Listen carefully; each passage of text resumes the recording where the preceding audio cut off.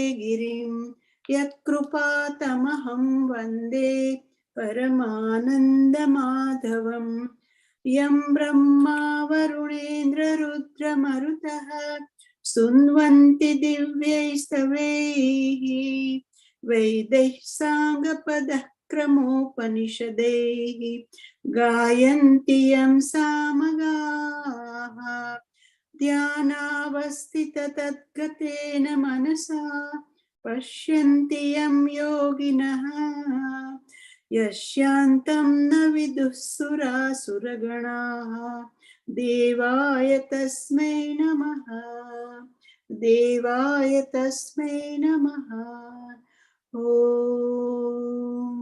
श्री गुरुभ्यो नमः.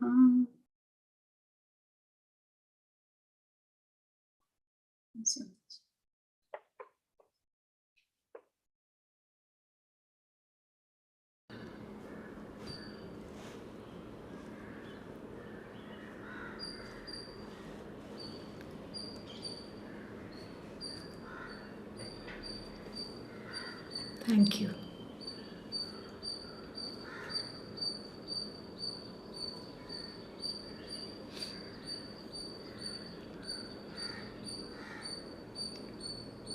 ॐ नारायणः परो व्यक्तात् अण्डमव्ययसम्भवम् अण्डस्यान्तस्त्विमे लोकाः सप्तद्वीपा च मेदिनी.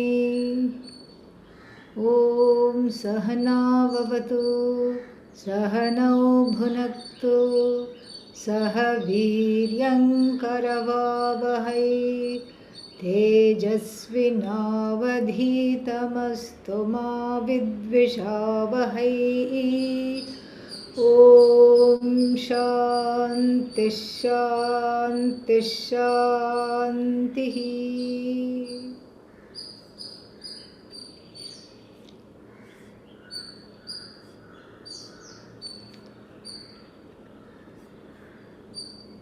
Verse number 17. अविनाशि तु तद्विद्धि येन सर्वमिदं ततं विनाशमव्ययस्यास्य न कश्चित् कर्तुमर्हति. We have been seeing this verse. We just had a overview of its meaning, and just to catch up because there has been a little bit of a gap. Avinashi tadvidhi. Tat means Sat here. Which Sat? The Sat that was described in the previous mantra, the previous verse of the Bhagavad Gita as Sataha Abhavaha Na Vidyate. That which is never absent, that which never goes out of, what is that called? Out of sight at any time.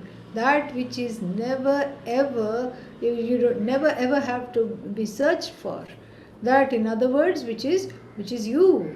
So that Sat, which is here described as Tat, because the pronoun which is referring to the previous mantra, the previous verse here, Avinashi Vidhi. Know it to be not subject to destruction. And why is it not subject to destruction? Because it is limitless, and because it is the stuff. It is the only stuff. Stuff means vastu here. So the word vastu, which means thing, is only reserved for Atma. Is only reserved for Sad Atma. Sadakhyam Brahma, which is Brahman, which is Atma. So the word Vastu, which means thing, is reserved only for Atma. But what about so many things that one wants and one has in the house? All that is Avastu, no thing. Yeah, there's only one thing. Everything else is non-thing. In short, nothing. That's the thing.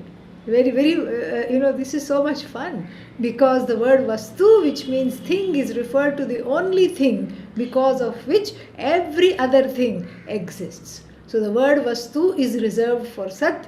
Mithya is basically no thing at all. No thing here doesn't mean false or illusion. It means more of a delusion, because of which Sat everything is, meaning all the things are dependent on Sat. Sat is not dependent on any one thing, not at all. And so therefore what? So therefore this is talked about very well here, and the bhashya is also very sweet. It's sweet because it is easy to understand, even if you do not know much Sanskrit. So we'll be looking into the bhashya. So Avinashi Tvam Vidhi. Please know this, to be not subject to destruction. Why? Because it is the thing because of which everything is, meaning it is all pervasive.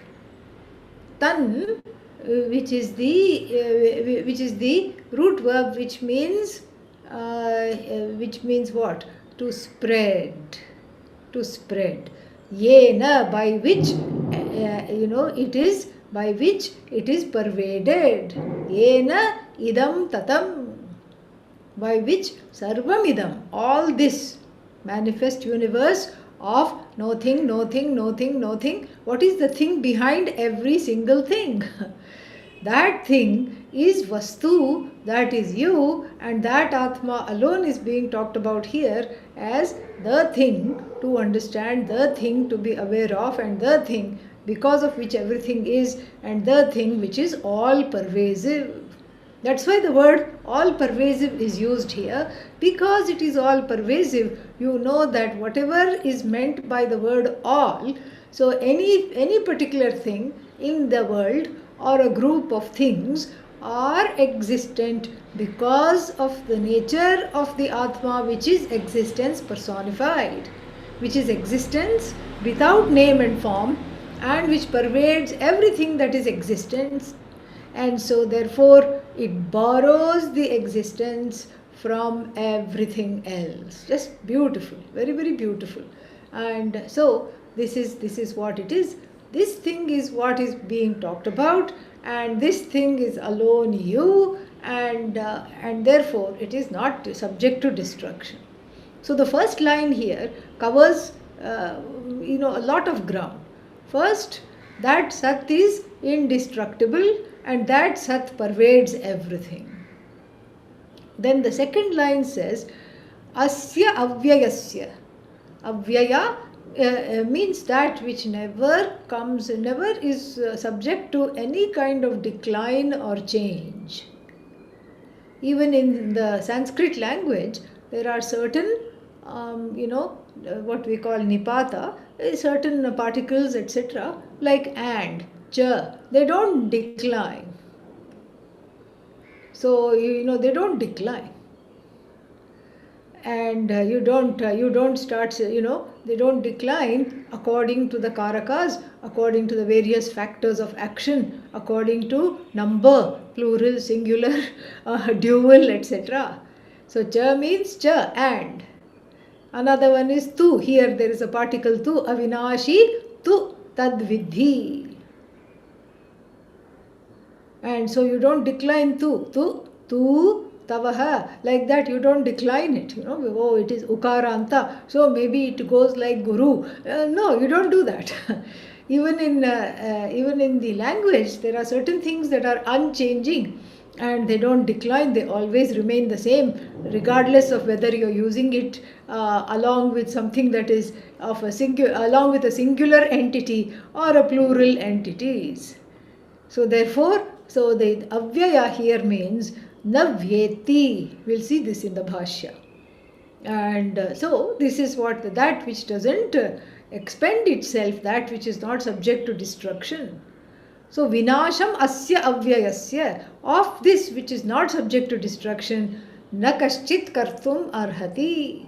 No one is able to manage to destroy that which is not at all, ever, never subject to destruction. And what is that? That is you, Atma. That Atma which is not subject to destruction, you cannot destroy. So in other words, this imperishable Atma, nobody can bring about the destruction. And then so let us look at the Bhashya. Avinashi. The word Avinashi is first explained. Na vinashtum sheelam asya asti. Vinashtum sheelam, it does not have the nature, it does not have the capacity of being destroyed. It is not, it is not of the nature of being ruined, not of the nature of that which is subject to destruction. And then he doesn't even spare the nipata here too. Tu means whereas generally, so here he says it is the tu here is used for asataha visheshanarthaha. The tu is used to contrast it with asat. Tu here means unlike asat, unlike mithya. Asat doesn't mean non-existence. Asat means everything that depends on sat. Unlike that, please know the sat to be non-destructible, imperishable. Tad vidhi vijanihi. Kim yena sarvam idam jagat tatam vyaptam sadakhyena brahmana sakasham. So tad vidhi, it's an imperative mood, and means it is not an option. It is in the form of an order. Vidhi, you have to know. Please know this. You must know this. There is no option not to know this. Why? Because not knowing this, between not knowing this and knowing this, what is the difference? The difference between ignorance and knowledge, the difference between sorrow and freedom, the difference between anxiety, samsara, and moksha. Knowing, feeling bound by every single thing that is there, feeling limited by every single person around that surrounds you, feeling completely helpless, hopeless, finite, subject to death, and feeling like a mortal. Everything is coming to an end. And so the contrast between that and knowing that even though, and this is going to be taken up in verse number 18, even though one occupies, as it were, a body that is subject to aging, subject to death, subject to destruction, the Adi indweller, the I, is not subject to destruction. That is the difference. So therefore the option, it's not really an option. Therefore tad vidhi. It's a choiceless choice. It's like somebody who is terminally ill is offered some kind of a surgery. And so, the doctor says, well, you have to go through this. You have to go through this. What are my chances? Well, the chances look quite good, but you need to go through this. Some kind of a excising of the tumor is needed. Otherwise, it will pose a danger to your life. It is already posing a danger to your life. You need to go through this treatment. So then, if the person says, well, let me choose, there is no choice really, because what one wants is this. What one wants in the local example of the person who is who is offered some kind of a respite from this terminal diagnosis, some kind of a upaya, some kind of a thing is there, and for that person who wants to live. If they don't want to live, that's a different thing, but we are not talking of that, because we are going with the idea that generally people wish to live. And so therefore, for the person who is wanting to live, then it is not really a choice, is it? It's not a choice. It is something which is very welcome, and so therefore this is something which is there. Since it is not a choice, it is given by Lord Krishna in the form of an order. Tad vidhi. You have to know this. And here it's also important to see the weight of this imperative mood here. You must know this, because there is no other way for moksha. You can't eat your way to moksha. Even though food means moksha for many people, but still it is a temporary moksha. After that, samsara comes back. How? In the form of a stomach ache after overeating. All right. So food is not the way to moksha, and you can't intuit yourself to freedom. You can't think yourself to freedom, because we are talking of the nature of the thinker. You cannot sing bhajans and in order to, as a means of liberation, as a direct means of liberation. And some people think, okay, let me just go to sleep. Well, sleep gives moksha, but not to you, to the people around you who have a little bit of a respite from dealing with you. Okay. These are not the ways for moksha. Jnanena moksha. Therefore, tad vidhi vijanehi. You must know this, because it is imperative you have to know this. If you are serious in your life about bringing about certain changes in your own perception, and the perception is what? Nobody loves me, I'm not good enough, the whole world is out to get me. This is the perception. In fact, it's a misperception. And it's a mistake, or rather it's a missed take on what is real. That you are the cause of this universe. You are that which is limitless. You are that which you want to be. You want to be famous, you are already famous. Why? Just type Atma in Google and see how many hits come. That Atma is you. So you are already famous. And in fact, if you Google yourself, you won't have that many hits as much as if you type Atma. Even though it's a word that is not an English word, you will be surprised how many pages and pages and pages of it is there. So it is so much discussed, much there, and so therefore what? This is something. So you want to be famous? Atma is already famous. You want to be rich? Atma is already rich. Oh, Atma is rich? How do you mean it rich? Because everything that is in the world belongs to it. Belongs again within heavy quotes, because everything is non-separate from itself. So Atma is rich. You want to be rich? Atma is rich. You want to be famous? Atma is already famous. So that means what? You don't have to look at TV shows entitled Lifestyle of the Rich and the Famous. Okay? Yeah. Because you are already rich, you are already famous, you are already there.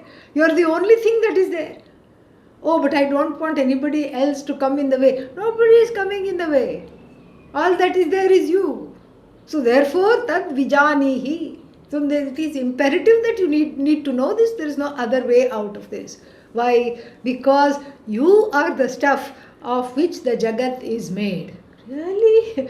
I am the stuff of which the Jagat is made? Yes. You are the one because of which the whole Jagat is. The entire Jagat is, so to speak, an extension of you. It's an extension of you. And that extension depends upon you. You know, the word extension is also used for hair. Sometimes people get some, hairs, and then they put it like braids and everything. This is very much there in the African and African American culture. They will put braids as extension, and they look very nice. And those extensions depend upon your hair that you already have, to which it is attached, to which it is tacked on. So to speak, in the same way, that Sat, to which the Jagat is just, for which the Jagat is just an extension. And we find this even in this, in our own Nataraja, we find all those dreadlocks that are just wildly dancing.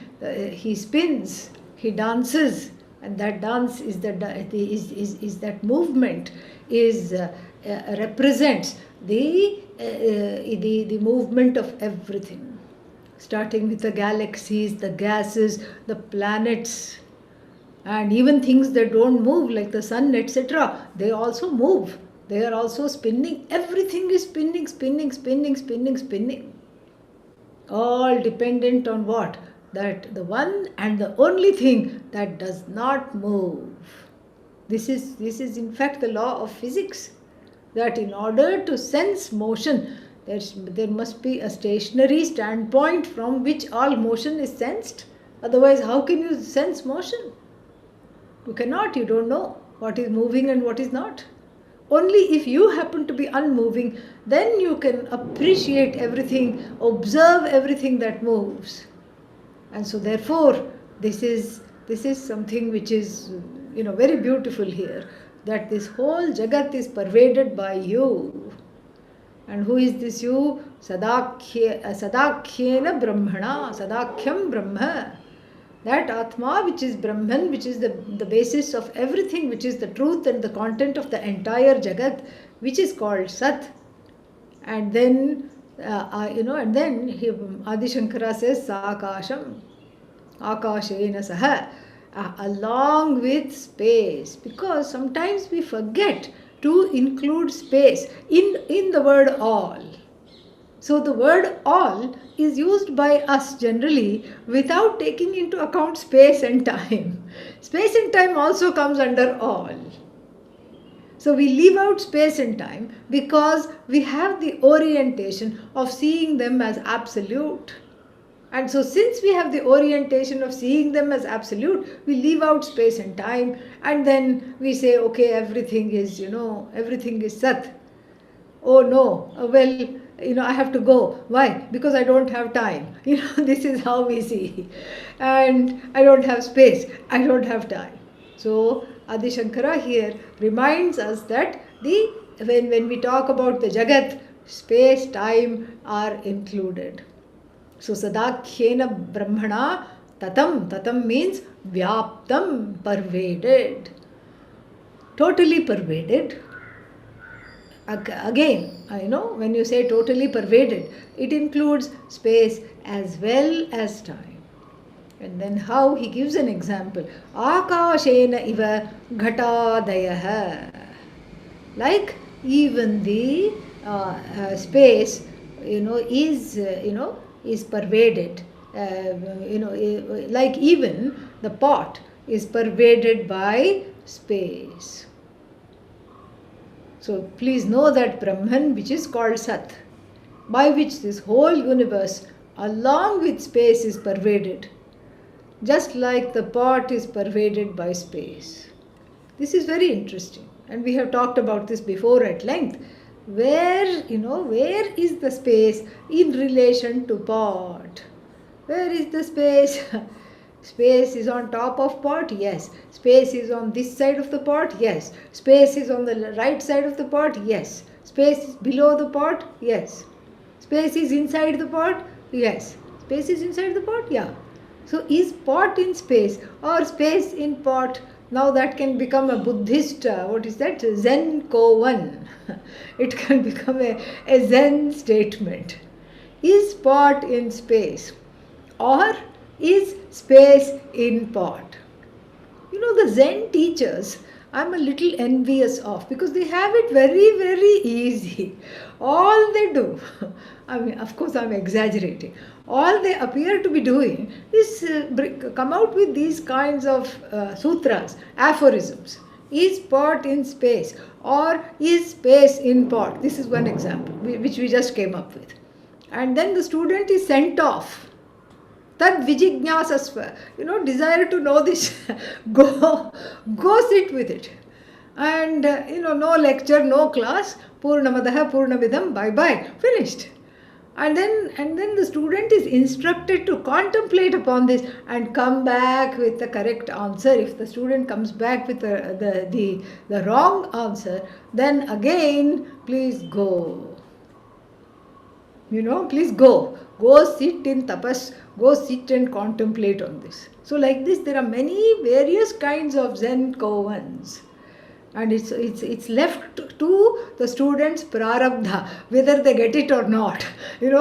Some karma, something, some grace operating over time. And, like this, there is also one more. The student comes to the teacher with 2 lamps. And I even forget how it goes. So then, with 1 lamp in one hand. What is in your right hand? The teacher asks. Lamp, sir. Yeah, both the hands they have lamps. And then he says, drop it. And then he drops the lamp. What is in your left hand? Lamp, sir. Drop it. And he drops it. And then again the teacher asks, what is in your left hand? Right hand. And the student says, nothing, sir. And the teacher says, drop it. Very interesting. Nothing meaning mithya. So drop the mithya, see the sat like this. But the student is completely flummoxed, sent home or sent back to his room in the ashram, his or her room, and then where they have to sit and cogitate with this statement. But here, Adish, thanks to Bhashyakara, we don't let any loose ends untied. Although there is precedent in the Upanishad for sending the student home to sit with themselves.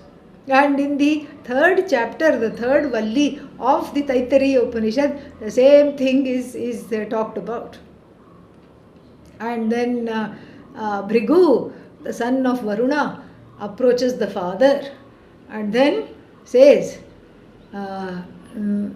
Adhihi Bhagavo Brahma. Please, O sire, teach me about your revered sir, Bhagavan. Please teach me about Brahman. And then just a small, like a Zen kovan is given. Yato va imani bhutani jayante. That by which everything is born. All these things, all these bhutas, elements are born. And then, yena jatani jivanti, by which all those that are born are sustained. Yat prayanti, abhisam vishanti. And then that which upon destruction joins, as it were, the same thing by which everything is born, by which everything is sustained, by which everything is resolved. Tad vijignyasasva. Develop a desire to know this. Tad Brahma iti, that Brahman which you want is that. And then I think the student must have presented himself before breakfast, because he thought, okay, I should know this, after bath and puja. Went to the father, suddenly said, oh, father is so learned. I have just been seeing him as father, now he is my guru. And so then he went and sat to meditate. So this is what happens if you meditate on an empty stomach and you're not used to it. If you're used to it, theek hai, no problem. But if you're not used to it and you sit to meditate on an empty stomach, kya hoga? What will happen? Thoughts of food will come. First, all kinds of breakfast foods, toast, oatmeal, and smoothie. All these things will come. And then, since the human imagination is such, other things also come, and it is helped by some, the stomach is keeping shruti, the stomach is keeping tune, all kind of kuru noises will come in the stomach. And so the first, what is that? The first conjecture or the first guess that he had is that what is the source of this universe by which everything is born. And he says, well, I would not have been born if my parents were not there, and the parents ate the food, so I am the product of the food. Annam brahmeti vyajanat. Annam brahma iti vyajanat. So he came to the conclusion, wrong conclusion, that actually not wrong, partially wrong conclusion. Annam is Brahma, Brahman is not Annam. That much he did not know. Very beautiful. So he says, oh, Annad vai bhutani imani jayante. From Annam only all these things come to being. Annena jatani jivanti. Annam abhisam vishanti. They become one with food. In the sense that, the great-grandfather was buried and then long time ago, and now that has become a field which is growing corn. And when you have a tortilla, in a sense, you are eating the great grandfather. Some ancestor is getting assimilated because that ancestor's body has nourished the soil. So annam prayanti abhisamvishanti. So he said, annam brahma punareva varunam pitaram upasasara. And then he came back and he said what he had concluded. And the father sent him back. Go. This is not correct. This is not correct. Go. Contemplate on this, meditate upon this some more and come back. So even in the Upanishad, this precedent is there of talking very little, just like the Upanishad talks very little and sending the student back. But with Adi Shankara revolutionizing the way in which the teaching is done, he did not just revolutionize he revolutionized not just the statements of the Upanishad and how to bring it to the common people, but he also revolutionized the pedagogy of the Upanishad. And he thought to himself, in Kali Yuga, such things must not be left for the person's own imagination, because the person's imagination is already defiled by raga, dvesha, all kinds of things.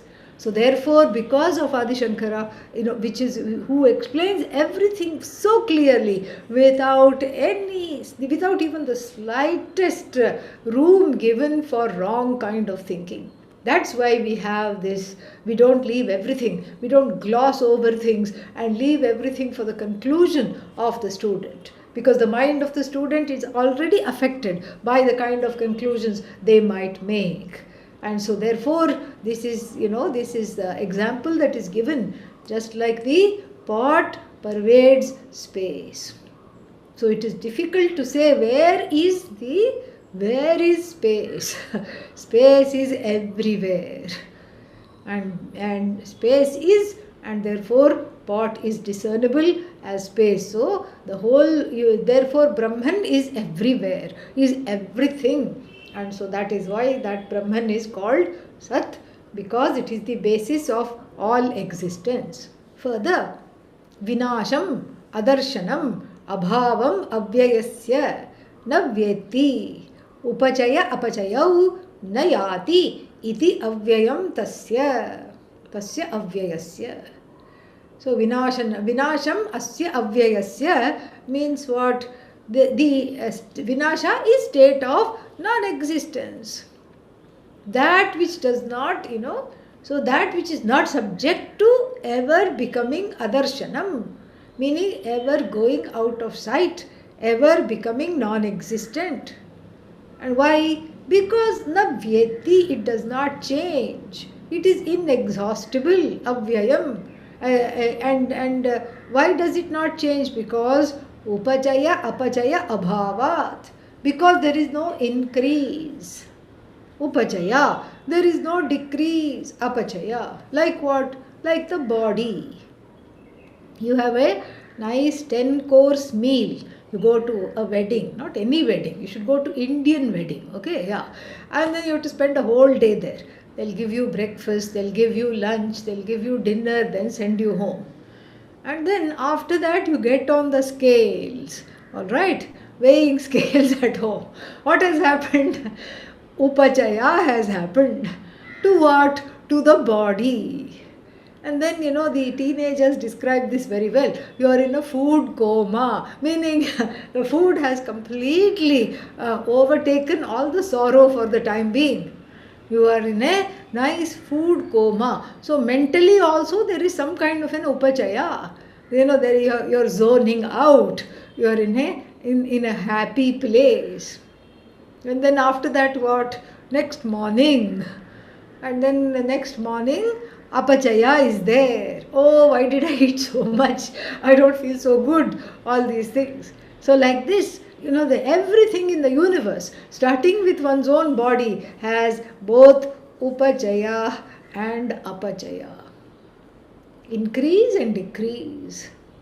And look at the sun. The sun, you don't feel the rays of the sun in the winter because the earth has turned away, so there is again apachaya. And then that is why Sankranti, where the solstice is celebrated, where we welcome the sun back, the rays of the sun back.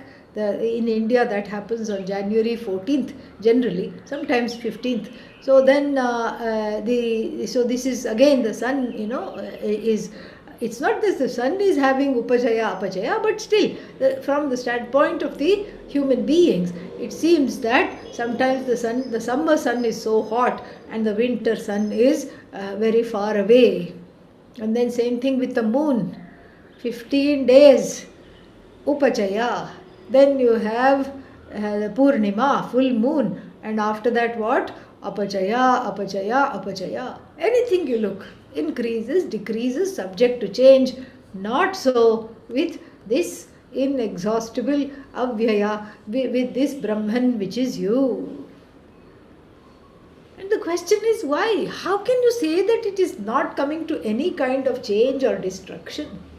And Adi Shankara has a very nice connection with that. Very nice little statement here.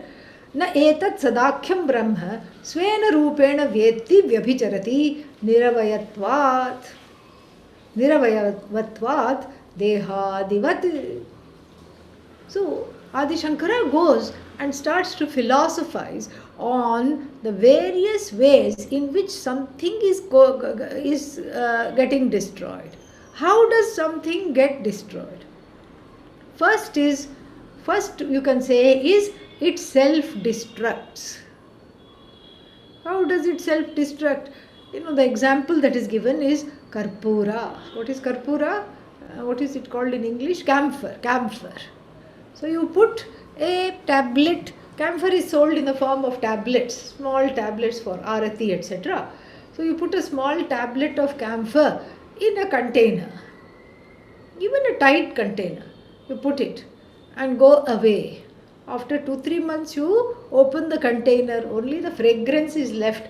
The camphor has disappeared. It's as though self-destructed itself. Self-destruct. And so this is one example of something getting destroyed. In the medieval ages, they used to have, they used to send some classified communication. One king would send to another king an ally. So somebody, a friendly king in the neighborhood kingdom, some important and classified information which should not fall into anybody's hands would be sent via a duta, a messenger.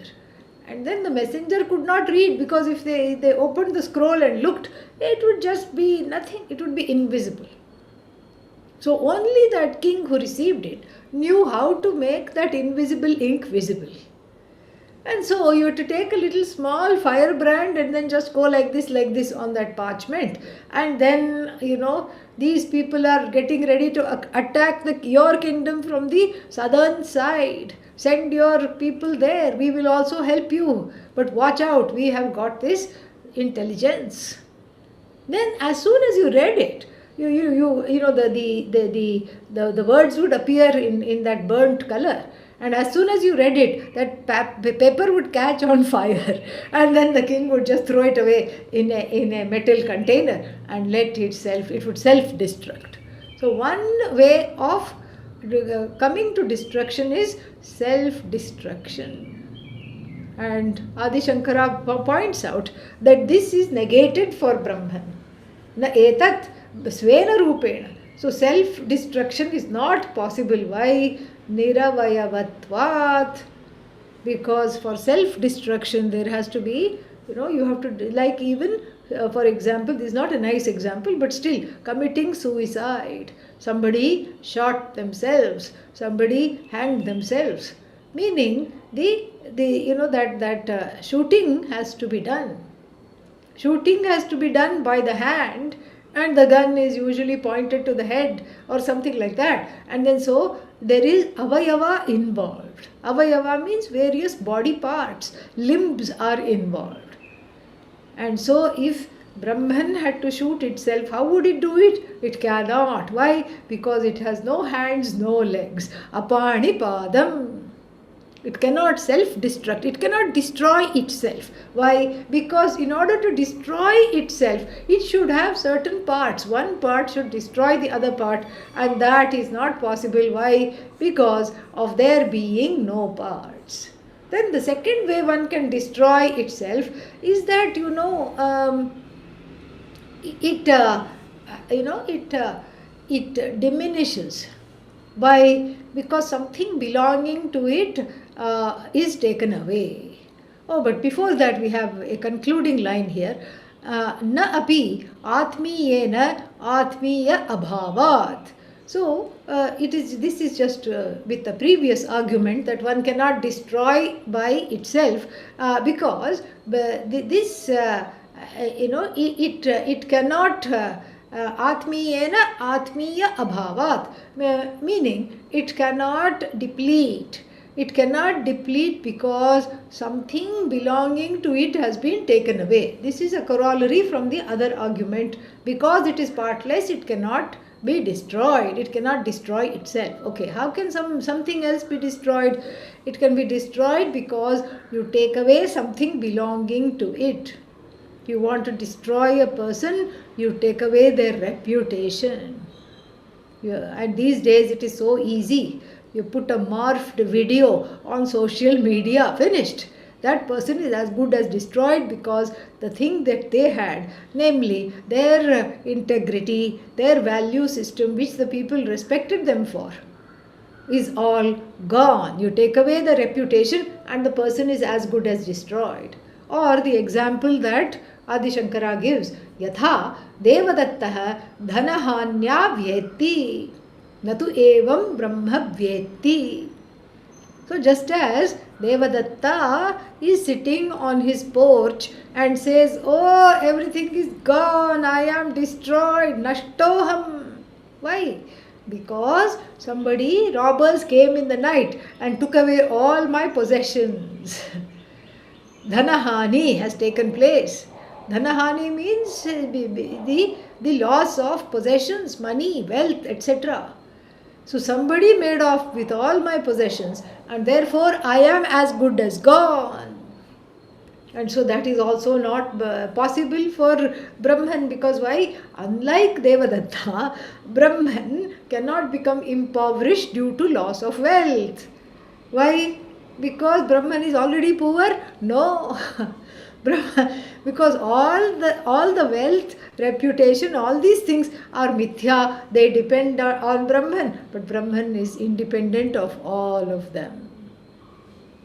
So therefore, there is you cannot have a relationship. Brahman cannot have a relationship with possessions, just like our Devadatta and his his wealth.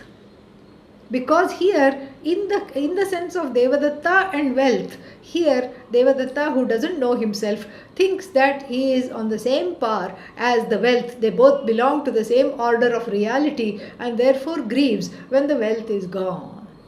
But from the standpoint of Brahman, to which everything as it were belongs, to which all wealth, all pelf, all power, everything is just but a projection, a superimposition upon that Brahman, from which it is totally free. And so therefore what? So therefore, if you take away the shadow, the person is not destroyed. The person doesn't grieve. Oh no, it is gone. So the relationship between Brahmatma, this Atma which is Brahman, and what's its name? Its possessions, so to speak, is like the relationship between a person and the shadow. If the shadow disappears, like it does during noon, there is hardly any shadow. When the sun is when the sun is on high, there is no shadow at all. And so therefore what? So then what happens when the shadow is not there? The person does not grieve.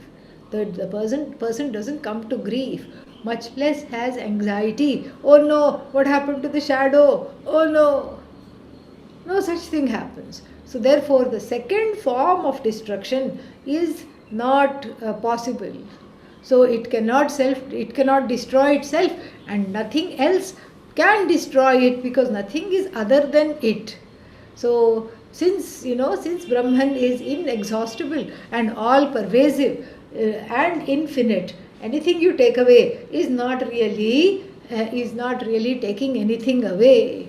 And that is the takeaway of this verse. This is what you have to take away from this verse. Okay? Yeah.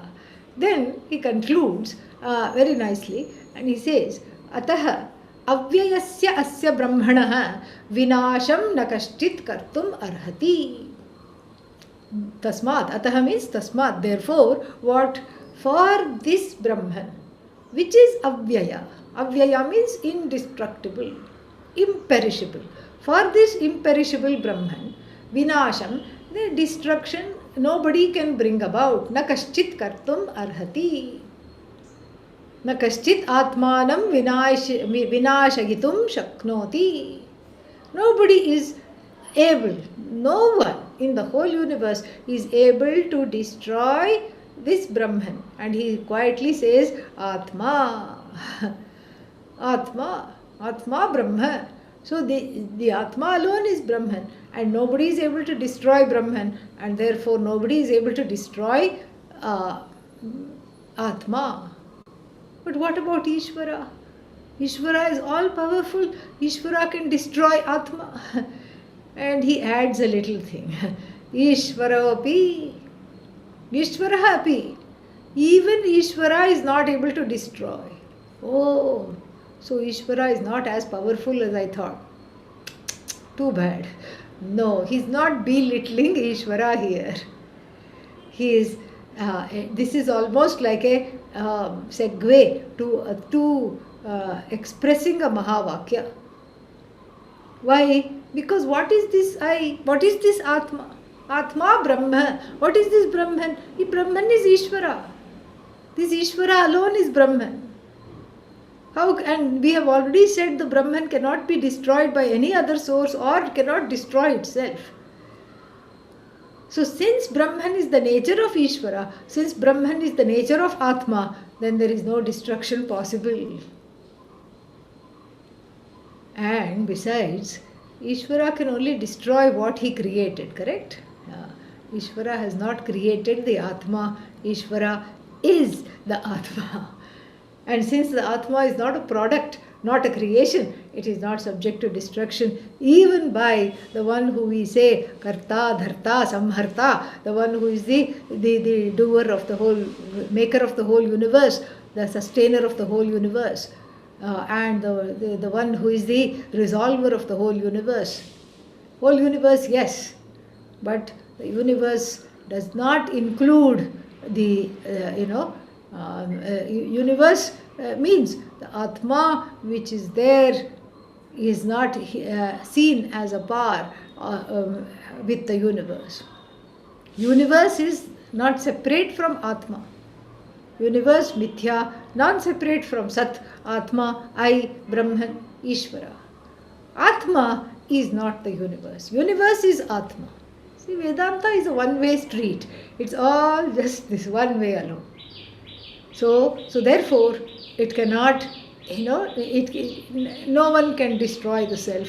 Ishvara also cannot destroy the self, because Ishvara happens to be the self which is not a product, which is not part of his creation. And so he concludes very powerfully, Atma hi Brahma. Therefore what? Atma alone is Brahman, this self that I want to know, this self that is because of which I am subject to samsara, that is the one that is Brahman. Why? Swatmani cha kriya virodhat. The self to act on itself is contradictory. Kartru karma virodha comes.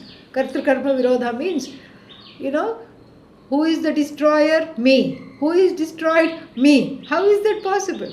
how can the agent of action and the object of action be the same? Otherwise, we wouldn't have had two karakas. Ramaha, Ramau, Ramaha. The Rama as the agent, singular, dual, plural. Ramam, Ramau, Rama. So this, we would not have had the second one. Rama as object, Rama as subject. Ramo gacchati, Rama goes.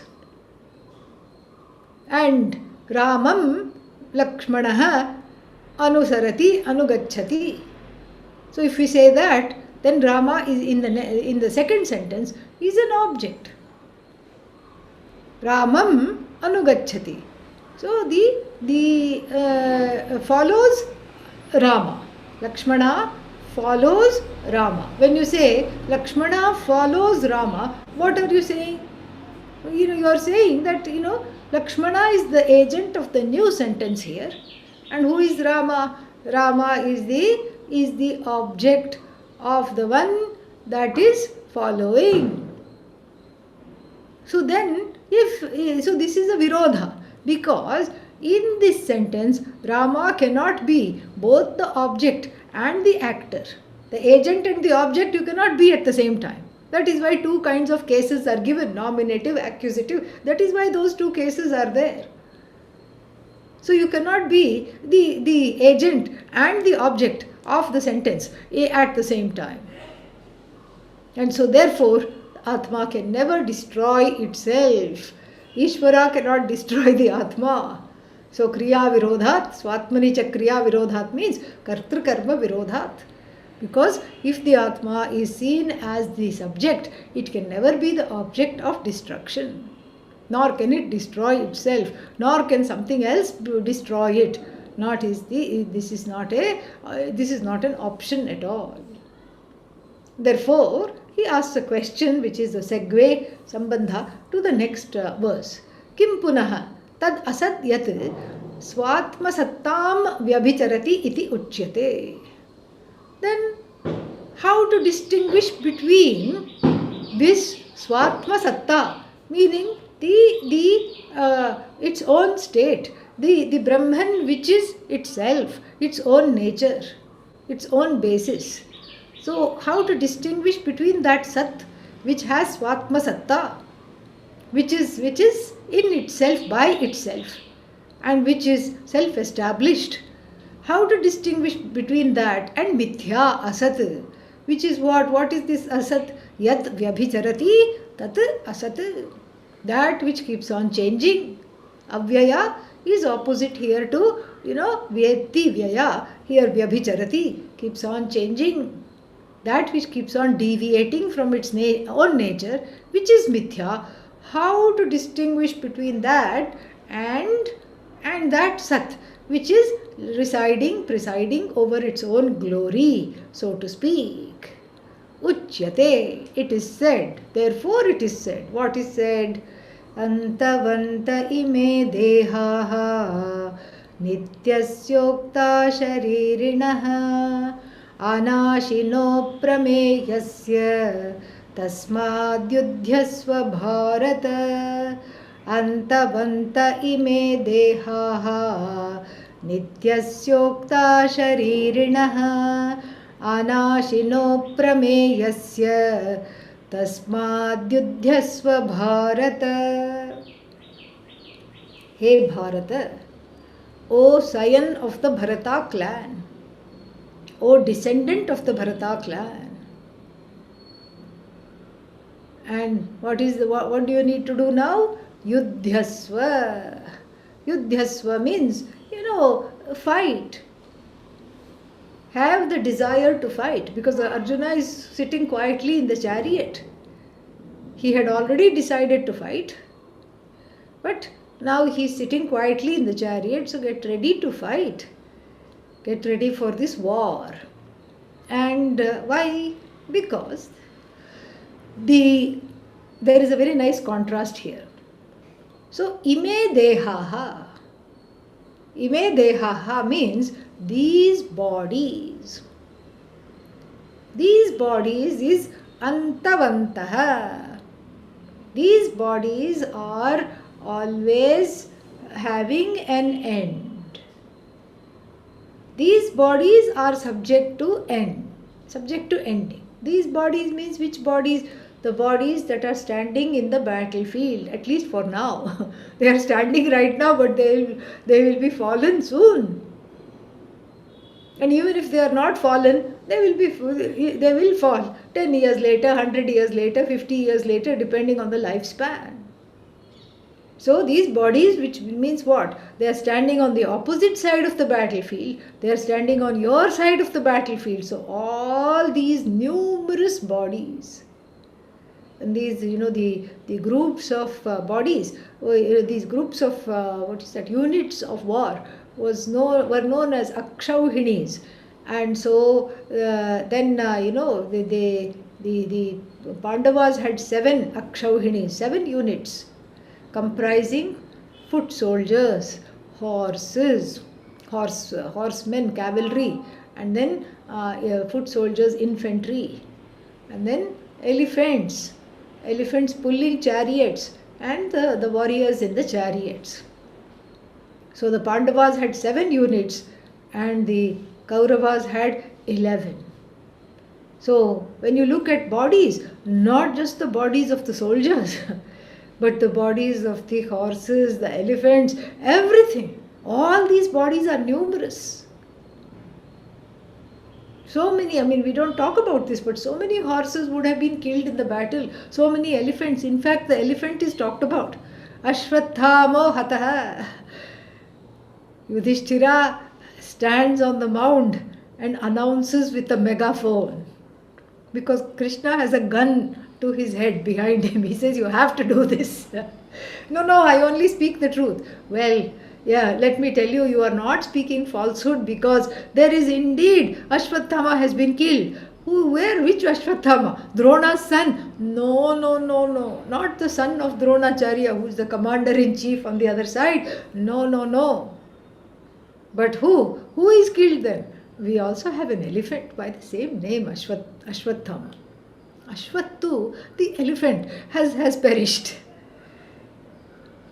And Yudhishthira makes a deal. He says, okay, but I have to qualify this. I have to say, Narova, Kunjarova, nobody knows. Meaning whether it's a human being or Kunjara means elephant. Whether it's a human being or elephant, I do not know. I want to say this.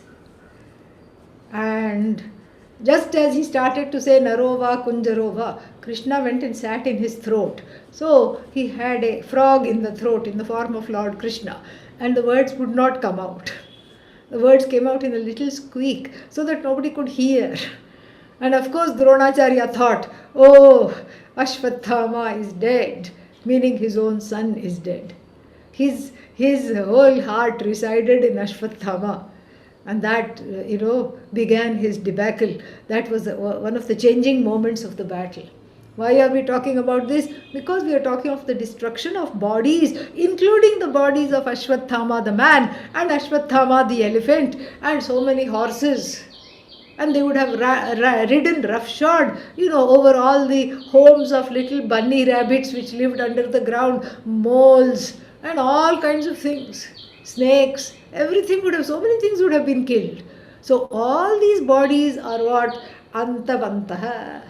These bodies that are standing in front, be they belonging to human beings, be they belonging to horses, elephants, snakes, rabbits, whatever there are, all kinds of living things, trees, bushes, shrubs, which would have also been destroyed in this war.